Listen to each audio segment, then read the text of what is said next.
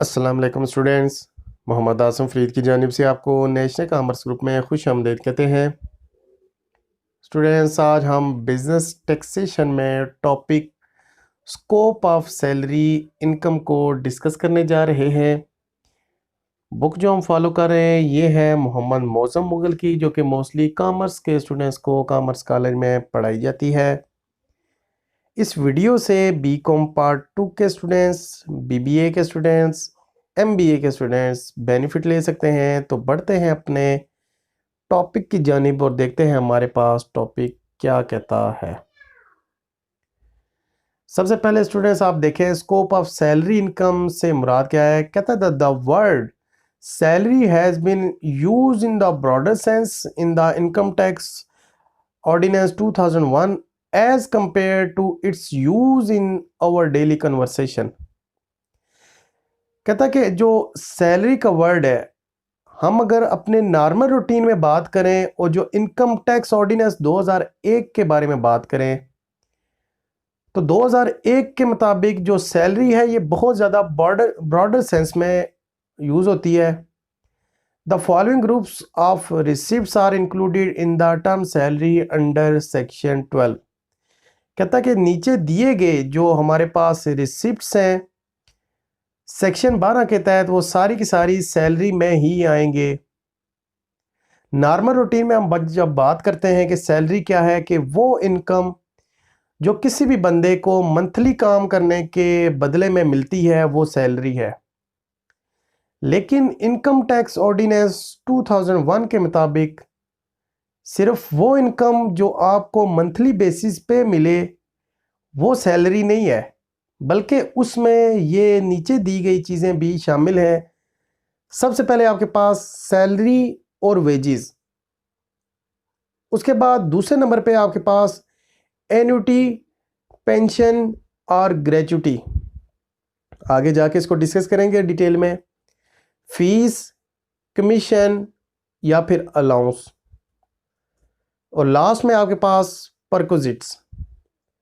اس کے بعد اسٹوڈنٹس ہم اگر ون بائی ون ہم ڈسکس کریں تو کہتا ہے کہ سیلری مینز فکس ویکلی اور monthly remuneration, wages means amount earn by labours اور آرٹیشنز نارملی پیبل آن ہاورلی، ڈیلی اور پیس ورک بیسز۔ کہتا ہے کہ جو سیلری ہے وہ آپ کو یا ہفتے وار یا ایک منتھ کے اینڈ پہ جو آپ کو پیسہ ملتا ہے وہ آپ کی سیلری ہے۔ ایک بندہ اگر 30,000 40,000 میں کام کر رہا ہے وہ 30-40,000 اس کی منتھلی سیلری ہوگی۔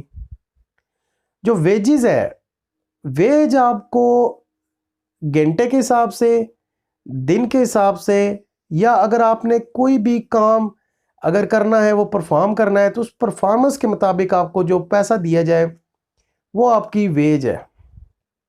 ویج فکس نہیں ہوتی، وہ چینج ہو سکتی ہے۔ سیلری موسٹلی کیس میں وہ فکس ہوتی ہے، منتھلی سیلری موسٹلی فکس ہوتی ہے۔ اس کے بعد دوسرے نمبر پہ اگر ہم دیکھیں تو آپ کے پاس ہے اینوٹیز۔ کہتا ہے اینوٹیز are amount paid by employer annually.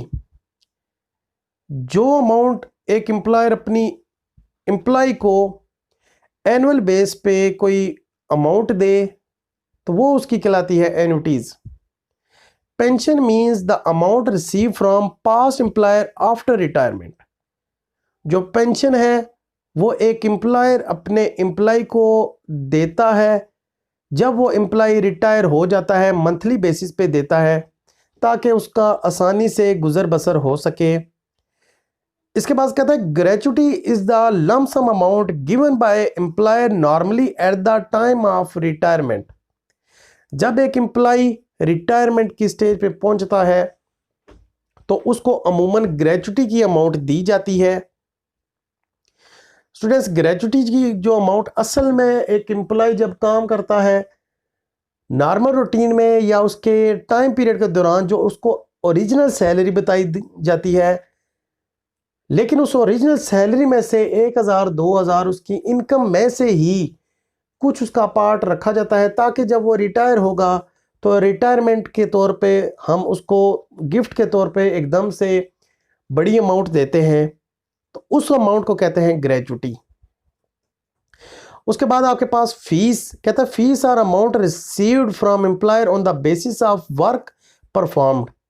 Face جو ہے یہ ایک امپلائر وہ ریسیو کرتا ہے جب وہ کوئی بھی کام پرفارم کرے. Commission employees the work done on the remuneration agreed on the basis of percentage of income of employer. For example 10% of profit, 2% of sale. جو کمیشن ہے وہ امپلائر کی جانب سے جب کوئی کام پرفارم کرنے یا کوئی بھی ٹاسک پورا کرنے پہ ملتا ہے. یعنی کہ اگر وہ ایگزامپل لیں تو اگر ایک امپلائر نے امپلائی کو کوئی ٹاسک دیا ہے، امپلائی نے اس پہ پروفٹ ارن کر کے دیا ہے تو پروفٹ کا وہ 10% وہ اس کو دے دے گا. اگر وہ جتنی سیل کرے گا سیل کا 2% دے دے گا. یہ ہے اس کا کمیشن. اس کے بعد اسٹوڈنٹس ہم اگر دیکھیں پرکوزٹس مینز فیسلٹی اور benefits provided by the employer to his employee. جو پرکوزٹس ہیں وہ امپلائر اپنے امپلائی کو جو فیسلٹی اور بینیفٹ دیتا ہے اس کو ہم کہہ سکتے ہیں یہ پرکوزٹس ہیں. اس میں سب سے پہلے value of rent free accommodation provided by employer. جو رینٹ فری اکوموڈیشن جو رہائش دیتا ہے امپلائر اپنے امپلائی کو وہ پرکوزٹس میں آتی ہیں. Value accommodation provided by employer at the concessional rate. اگر امپلائر اپنے امپلائی کو ریزیڈینشیل ایریا دے یا کوئی جگہ رہنے کے لیے دے کنسیشنل ریٹ پہ، وہ بھی اس کی ہمارے پاس پرکوزٹس ہوں گی. Insurance premium paid by employer the effect life insurance for the benefit for employee. کہتا جو ہمارے پاس انشورنس پریمیم ہوگا جو اگر وہ امپلائر پیڈ کر دے وہ بھی پرکوزٹس میں آ جائیں گی. اس کے بعد اسٹوڈنٹس ہمارے پاس اس کا اگر فردر کوئی کیس ہے تو اس کو بھی ہم دیکھ لیتے ہیں. یہ ہمارے پاس 3 ہی کیس تھے جن کو ہم نے ڈسکس کر لیا. امید کرتے ہیں لیکچر کی سمجھ آپ کو آئی ہوگی. لیکچر میں کسی قسم کا کوئی مسئلہ ہوا تو لازمی ہم سے رابطہ کیجیے گا. نیکسٹ ویڈیو کے ساتھ آپ سے دوبارہ ملاقات ہوتی ہے. تب تک کے لیے اپنا بہت سارا خیال رکھیے گا. خدا حافظ.